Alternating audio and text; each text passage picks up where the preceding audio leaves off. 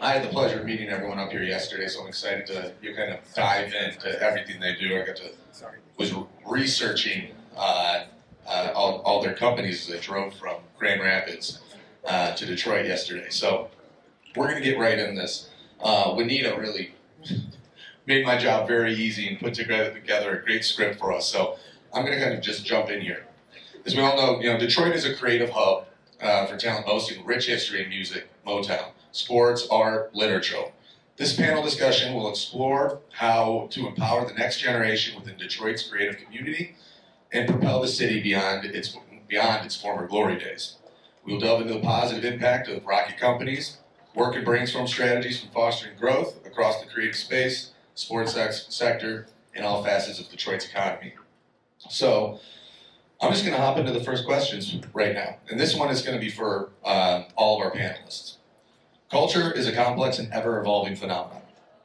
How can we identify subtle shifts and emerging trends, sports, fashion, etc., within Detroit's cultural landscape? I'll jump in. So, as you all know, we're a data-driven. Everything is data-driven. Data. The challenge with data is that data does not translate nuance. And as we are in this ever-evolving landscape, it's fragmenting right before our eyes. We've got our demographics are fragmenting, our demographics are shifting. We have a new minority majority. And we also have subcultures within the cultures, right? And to understand those dynamics, we really need to look to having diverse perspectives at the table. I'm not talking about diversity of thought, I'm talking about actual diverse perspectives. And we can no longer ignore it. So as we look at a place like Detroit that is very diverse, we have the largest Arab American community here.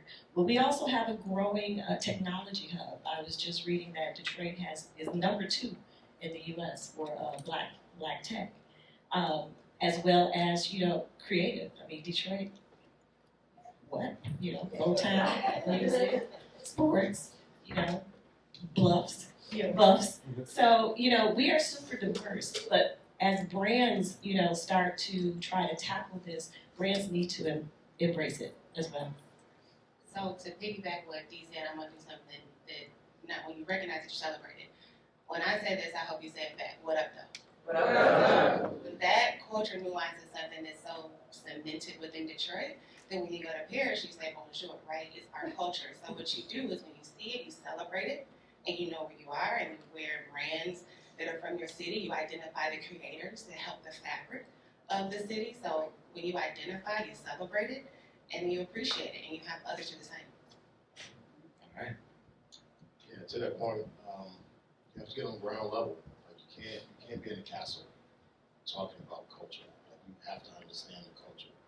When I heard about trap karaoke, I honestly had no idea what it was, and I went, and it changed my whole perspective. It is a new club for women who want to feel safe.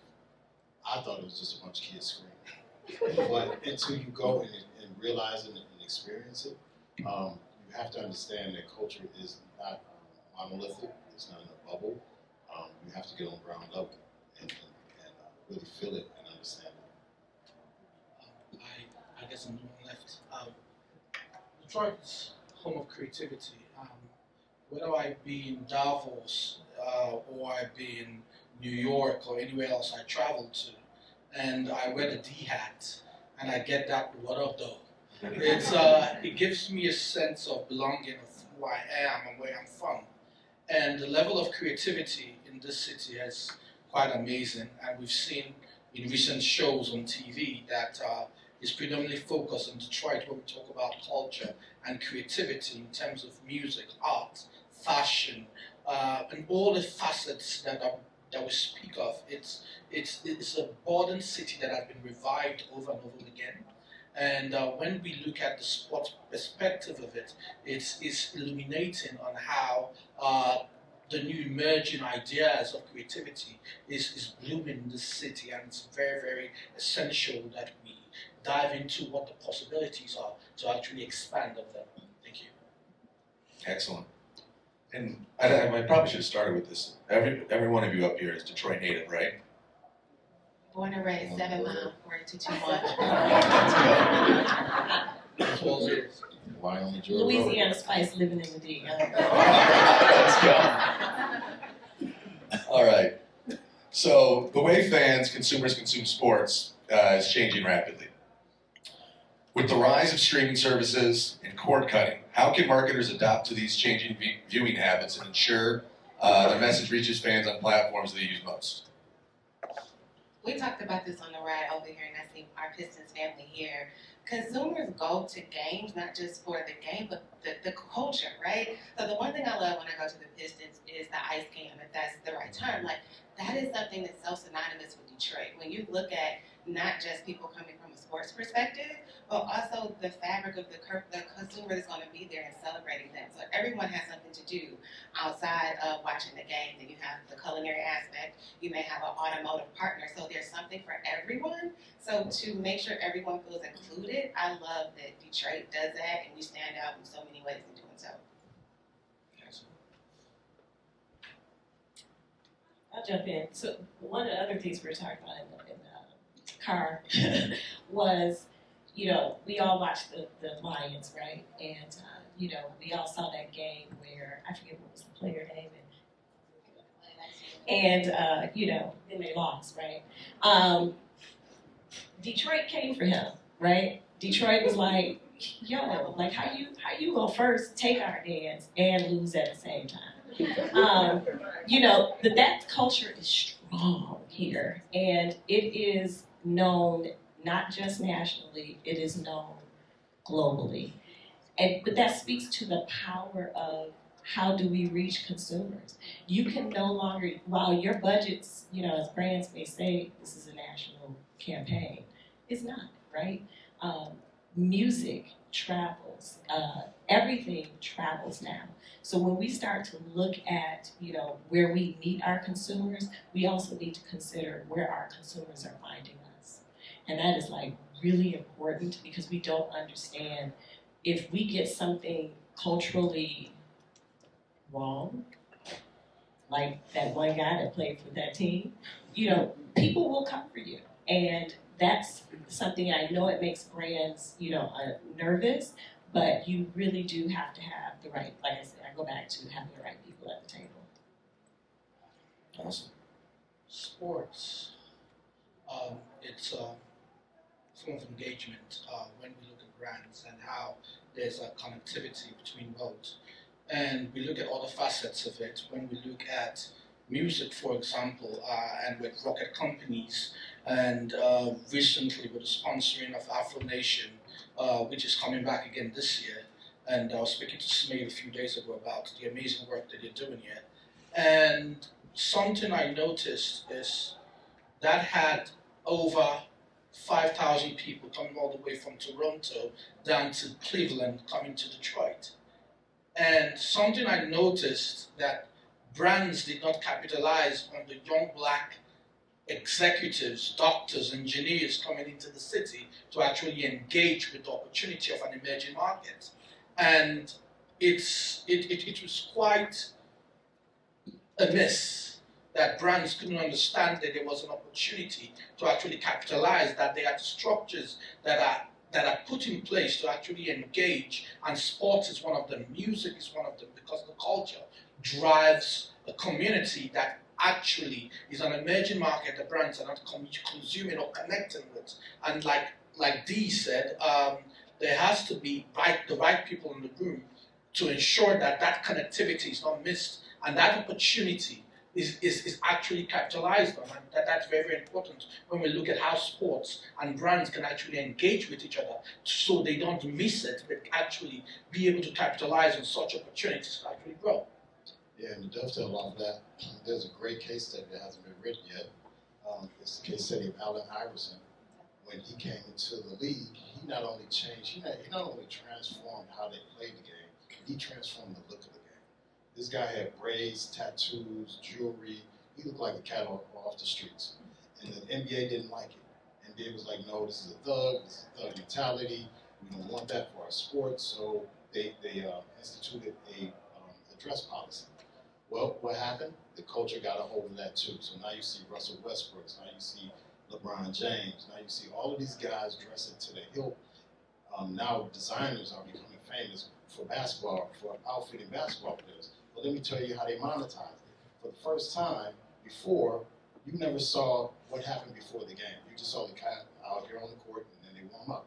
Now all of a sudden, this is ad space that they can sell as a runway. These kids, And what cars they drive. and what cars they drive. And now all of a sudden, you're monetizing something that was never seen before simply because they tapped into culture. Absolutely. You know, I'm 33, so growing up like in the 90s, you know, just playing sports, I don't remember reading any magazine or, you know, ever being told like what to dress or what we wore on the court. It's just what was there. It's how you did it. Like it just, when even with the NBA resisting against Allen Iverson, it's just his culture just infected the U.S. and the youth of it. All right, my next question is for directly for Juanita. As head of multicultural marketing for Cadillac, a luxury brand with global reach, how do you approach marketing campaigns that resonate with Detroit's unique creative community while maintaining Cadillac's national brand identity? Authentically, we're a lifestyle brand. Like Cadillac, we're adjective. You want the Cadillac of something, right? So we recently just did an integration with Visit Detroit, where everyone knows, to Peter's point, you're coming to Detroit for the draft. They wanted to leverage our vehicle, right? Because we're an icon, the city's an icon, it's an iconic moment. And also using the talent, working with those creators like Rick Williams with the Snake Life and his mural and the installation he did at Shinola. Being thoughtful. How many times have you seen creatives and they don't celebrate the creators from that market? That is a huge miss. I know who drives our cars across GM brands, of course, specifically for Cadillac. So when you get a driver who happens to love our brand, who drives culture, and they have an art that we can celebrate and drive together, that's the magic of Cadillac, and that's the magic I do every day. That's awesome. My next question is for Dee and Peter. Black Hat is a leading platform for Black creative and culture. How can established brands like Cadillac and others partner with Black Hat? That's a simple question. It's hard, but it's also simple. I'll give an example. It's currently what Black Hat is. Black Hat is a community of executives, of vendors, and of creators and creatives who are predominantly Black from across the world, from across the globe. And our basic attention has been, how do we come together in relation to creating opportunities and possibilities for our communities, whether you be it a Black CMO in New York or you be one in Johannesburg. If I don't have your number, then that's a problem. And our major focus has been, when we have partnerships like Google and Nike and all these brands, understanding the essence of being part of what our community is and engaging that those possibilities of what they need is very, very essential from us on how they can actually grow their own business, because we have accessibility. There might be somebody you might be looking for and don't have that access to. We might have it, and that's the community we created. So in terms of brands understanding that there are those executives and those sets of opportunities that they can actually key into by actually engaging with the Black community to actually grow the essence of your brand and create a new market share for themselves in terms of possibilities and opportunities of how they can create synergies to actually grow, is the idea that we're trying to push forward. And for those who understand it, it's very, very, very vital that they know exactly what we bring to the table when we speak with them. I'm sure some are probably saying, yeah, but how do we get in, right? How do we get those opportunities? I think brands have to start to investigate different avenues to reach different creatives and different brands like Black Hat. Advertising is tight, right? It's, we work with who we work with who we are on the golf course with, we work with who, our friends know, and opportunities are blunted. And the way you have to get in is that brands have to create the window and the space and opportunity for partners like a Black Hat like Hero Collective, like Boulevard Content. Cadillac is fortunate to have Juanita because she's an advocate, right? She's on the inside. We don't necessarily have that all the time with brands. So she knows how to advocate on the inside to open the door and create those opportunities. That's not always the case because there isn't a Juanita working at some of these other brands. So that's something I think really needs to be addressed and discussed because it's challenging, and budgets are dwindling. But that train of the consumer profile is not. So it's a matter of brands actually recognizing their shortcomings and starting to create those opportunities in your procurement offices, through your partnerships, etc. Jump on that. I mean, it takes bravery. I was just at a panel, and everybody on the panel was from Birmingham. So this is a great analogy. When you feed birds, and all birds come together to eat, but when they leave in their own flocks. So if you really don't understand the culture, and we're telling you something about the culture, it's not the sale as much as it is trying to understand the connection between the brand and the culture. And you have to be brave enough to understand we know what we're talking about because we live it, we are it, we're from here, we do it. And for brands to understand that, it takes a lot of bravery for things that you don't know. But understand we're at the table for a reason. We're sitting here talking to you. You chose us for a reason. So allow us to do our jobs so your job can be easier. I tell my clients this all the time. We tell our clients this all the time. Our job is to make sure you go to bed every night, not worrying about your agency, not worrying about what we're going to do, not worrying about the ramifications of an ad or whatever it might be. And it's as simple as understanding what your job is and what it takes to be at the level that you're at, and then have a partner that understands the same thing and is working for that. And ask the uncomfortable questions. You have your partner there, ask the uncomfortable questions. If you don't know, ask. You know what? I saw this thing happen in culture. I don't understand it. Ask the question. That is the best way to form those relationships. Well, you actually just answered a bit of it, kind of going into the next question is specifically for you, Fran. But Boulevard Content is a Detroit-based agency specializing in content creation. In your experience, what are the biggest challenges and opportunities for brands looking to authentically integrate with Detroit's culture? Wanting to integrate with Detroit's culture. Buffs and Eminem and 8 Mile and we just go on and on and on the culture of Detroit and what we represent and how we, not only that, but how we impact the world movement, one of the biggest festivals in North America. Now we're getting the Afro punk coming here, and you're about to see a whole dimension of people you've never seen before coming out of Detroit. Because Detroit is probably the most segregated city in north of the Mississippi. We're in our pockets, but I think if you really want to tap us and touch us, you have to tap us and touch us. Brands that touch the culture get touched by the culture.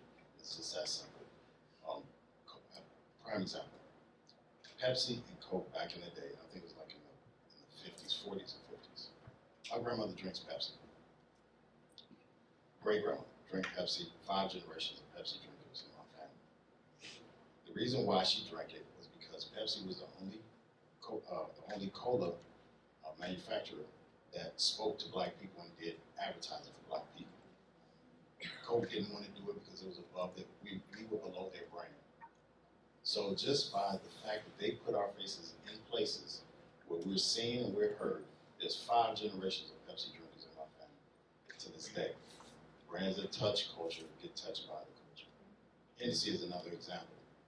Hennessy, they went to, it was World War II, and the troops, the black troops, were in the foxholes, and Hennessy was a beverage of choice to keep warm. And what did they do? They brought it back to the States. And to this day, Hennessy is the leading, Detroit at one point was a leading consumer of Hennessy on the globe, around the globe, Detroit. And because you touch the culture, you get touched by the culture, and you have generations of them. We're very loyal. Another one off. And real quick to what Fran said, if anyone has seen the Usher spot where he does just that, he took you back to the genesis of how it started and brought it full circle with him. So when you pay attention to ads, and I think the question you asked, it starts from understanding the historical context and just following and celebrating that narrative. Because similarly, that's why people drive Cadillacs as well. Right. My granddad's a retiree. He had a Cadillac. I learned on his. My nephew's learning on mine. It's because we're seen and heard and valued, and you just tell that narrative. Understanding culture, it's a global phenomenon, and global brands that want to drive that opportunity in terms of emerging markets. When we look at Africa, when we look at South America, Brazil, for example, has a large black community, and understanding culture that is not just culture, but culture is also related to what is known as pop culture that actually drives what most brands sell.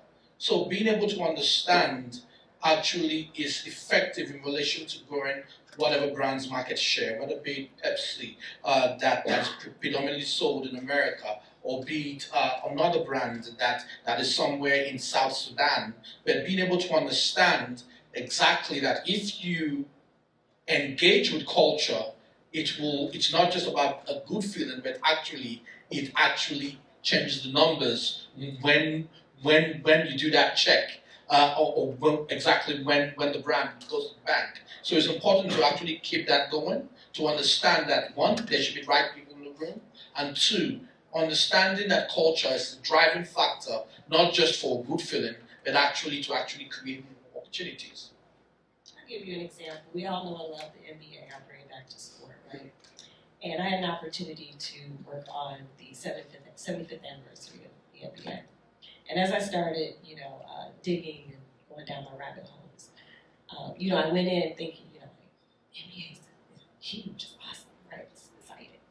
And the more I kept digging, I realized that the NBA doesn't really do, they do their big spots, they buy the commercials or what have you. The NBA leverages the players. It's really the players that's driving the brand of the NBA. So NBA is using, and I'm saying using, the culture, because NBA is predominantly black, they are letting or allowing or taking advantage of the players building their brands that's also impacting the NBA. And that's a nuance, right? That's something where once I figured it out, I was like, one of the campaigns was about matching the energy, right? Because you're using culture, you're using the players to build your brand, but you're not giving it back. So that's a great example, in my opinion, of how brands are taking advantage of culture, but not really giving back to the culture. And so that's one of the nuances that I wanted to share, just really kind of understanding that dynamic and having someone who can really take it and pick it apart. But it was really interesting when I realized that they're really not making investments. Even Sprite, Sprite was a long-time partner. They let Sprite do all the culturally relevant stuff. They let their brand partners do all that stuff. The NBA really doesn't do it.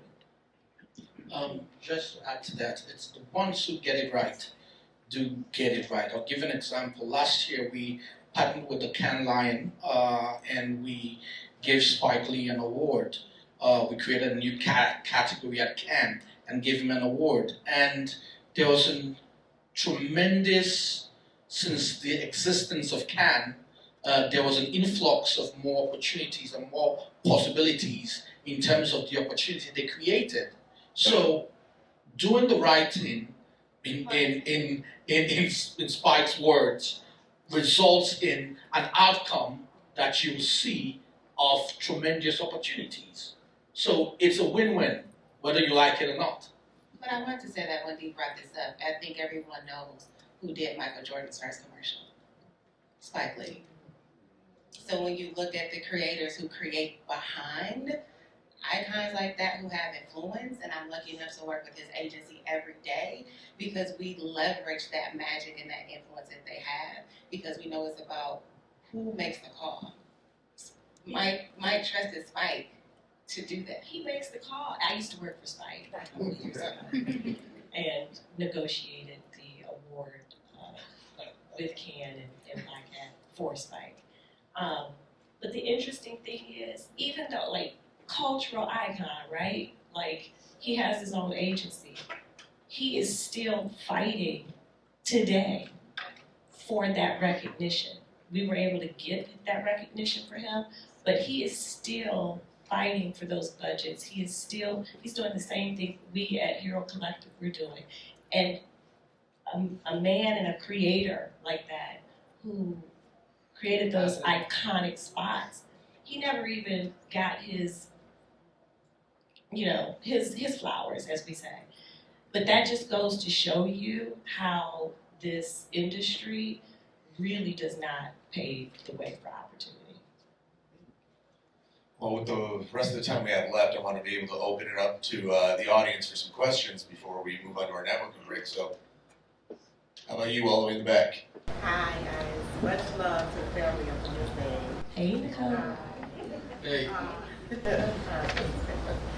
But to the point that you made earlier, I think you dropped a jewel, and I won't ask anyone to raise their hand, but you said buffs, Fran, you said buffs. It would be very interesting to know how many people in this room know what you were saying when you said buffs. Show of hands. Hey! Hey! Okay, so, Nikki, you want to tell people? Yeah, so we talk about having partners to be able to understand those cultural nuances. What's important to the city of Detroit or to a certain culture. When you say things like buffs, everybody in the room did not raise their hand, right? And so, first of all, you share for those who don't know what buffs are, what it is and what the importance is to the city. And also kind of just share, why an agency like a Boulevard would bring that nuance in and Black people would see themselves and notice the brand. Yeah, so buffs are Cartiers, big glasses. They were called Cartiers before, but the newest generation started calling them buffs.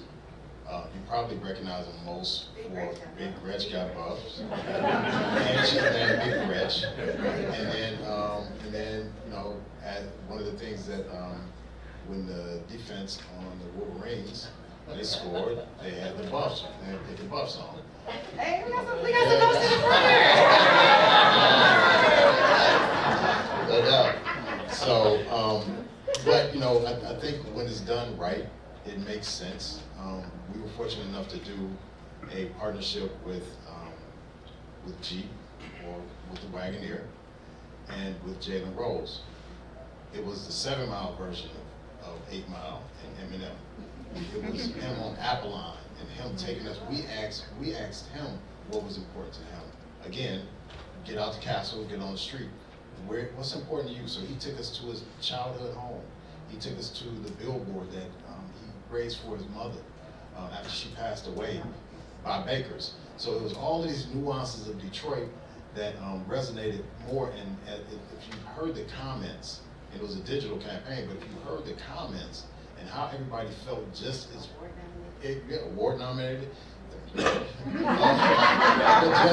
just the fact that Detroit rallied around what rallied around for them. And I think once you do that again, once you put it in a proper perspective, in a proper place, you will get the recognition. But also kudos to Cartier, because if anyone follows Payroll Giovanni and some of the other people who've been lucky enough to get buffs from Cartier, it came with a card, right? Dee said it earlier. It's the value of being seen. They just didn't say, oh, he wears buffs, or they took the time to write them a note and deliver it in such a way of their brand, Viz ID, to let them know we see you. That's what consumers want to know. as a brand, I celebrate those who celebrate me. Why not? That's where you build loyalists. People are like, you see me? Absolutely. So just kudos to Cartier and their team and what they continue to do. We saw it at the WNBA draft. The young lady had on bucks. I mean, it's a part of culture, fashion now, and look, we're talking about it in these rooms and sectors. So if you want a brief case study on how do you get it right, be authentic, be intentional, and celebrate those who celebrate you.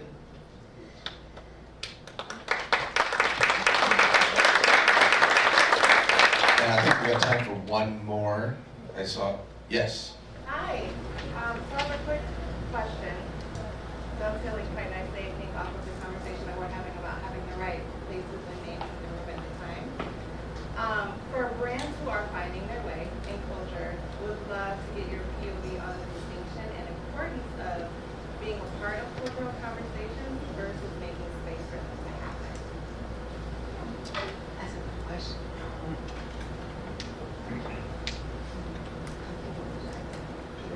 For brands Yeah. finding, I was Yeah, gonna repeat the question. So there was a study done, I think it was Dove.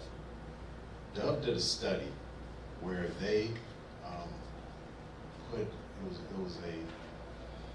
they put a forensic sketch artist. I don't know if you guys know about this campaign, but they put a forensic sketch artist back to back with a woman. And they had these two women meet in a room before and just 10 minutes talk to each other to figure out, just small talk. I have this many kids, I'm married, that kind of thing. So they put a forensic sketch artist back to back with one of the women. Let's just call them Mary and Joanne. So Mary went in with the sketch artist, and Mary was asked to describe Joanne, and the sketch artist wrote what she described. Joanne comes in and is asked to describe herself, and the sketch artist sketches out what she describes herself. What we found, 90%, most people find themselves harsher than people that view them. That is a great example of how Dove understands not just the culture, but understand women, how they see themselves, and how that product can enhance what they see in themselves and bring that out. And Dove did a great job of that. That was years ago, and to this day, Dove is still benefiting from that study. And I want to answer the back end of that question. We'll have a little cultural trivia. How many people know about the Sierra prayer? Does anybody know what that means? They say she prayed for Russell Westbrook and whatever you manifest, right? Okay. So I won't call her out, but we call each other Thelma and Louise. She has a great influence and she's in the room. So anyway, she shared with me an influencer went shopping for a vehicle, a Mercedes and a Cadillac. And I'm like, okay, cool. She didn't tag out the brand.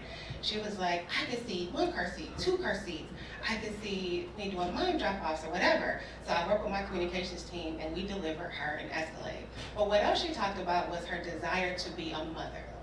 Cadillac, we champion big dreams and bold ambitions, right? So I'm like, okay, is she a mom? Is she like this? It's sensitive, right? I don't know what you're going through, but all I know is you called me out. You want a full-size luxury SUV, and I'm going to deliver.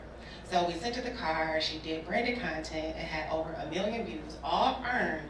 But what touched her the most is that we sent 2 teddy bears because we say we celebrate who you are and your aspirations. Now on TikTok, people are like, what is the Cadillac PR prayer? How do I get an Escalade delivered to me? But the point of that, and to answer your question, is you say, how do you get in conversation? You get in conversation by listening. You get in conversation by saying all of who that person is. Yes, that young lady had a lot of followers. I think she's a tennis player. We do sponsor US Open. We would love to bring her. But at her core fundamental value, I provide a vehicle of hope and one you can drive. So from that, people were like, I don't know about Cadillac before, but I want one now. That propelled this Cadillac PR prayer. So my point is, when you're listening to social media, you're listening to your consumers, hear what they're asking of you, and then show how you can show up for them and they won't forget it. Back to your question in terms of brands and how do they find their way. I hate the fact that I'm about to repeat something that my CEO says all the time. But Fran brought up Dove. Dove sells confidence. They don't sell soap. And knowing your superpower as a brand is the first step. understand, and that's something that we do at Hero Collective. Like, we sit with, a brand, and we identify what is that superpower that you have. How do you move from product to human stories? And that is how brands can start to find their way through, of course, through social listening. But understanding Dove does a freaking phenomenal job with their brand, but they don't focus on the product. They focus on the human stories that connects the product to the humans. And that is the first step for any brand that's looking to find their way in such a fragmented consumer space today. And surprisingly, the biggest brands don't know what their superpower is. And to add to that, I'll take Google for example. On the Google Pixel, the phone that was created helped to actually get a better depiction of with the camera for Black people, and that was one of the first steps in relation to understanding their consumer and engaging with them to create a product that is valuable and actually depicts them in a particular manner. So when engaging as a brand in terms of growing, you need to understand your audience, and which is part of why you have strategists and all that, and you have an agency. But being able to have people again in the room who can understand that is very, very vital. And that's what we think about when we work with brands, for example. Like Dove, for example, is another example. We worked with them last year. It was amazing. And any brand that has an idea of growth in their mindset has to have people in the room to diversify their way of thinking to be able to reach a greater outcome. Rocket companies have been amazing in Detroit by revitalizing the city and bringing it back to life. Now there's another step that needs to go forward again in relation to creating opportunities in terms of the creative space in Detroit. That is amazing.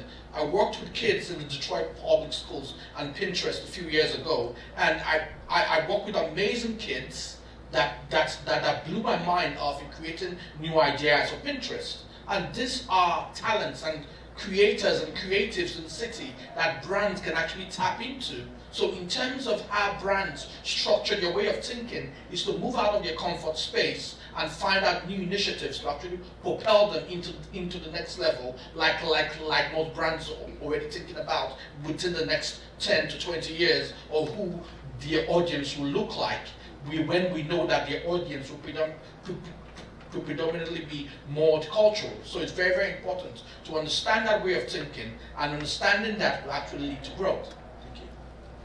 All right, well, that's the time we have, so let's give it up for our panelists.